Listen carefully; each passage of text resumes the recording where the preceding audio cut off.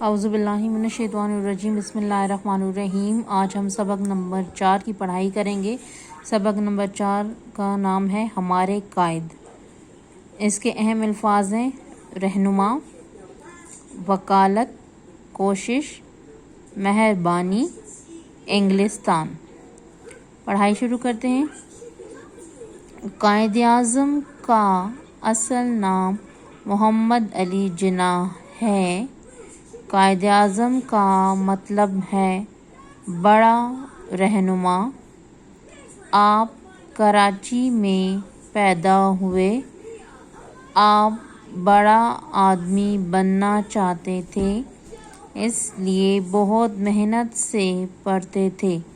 کراچی میں پڑھنے کے بعد آپ قانون کی تعلیم حاصل کرنے کے لیے انگلستان چلے گئے اور وکیل بن کر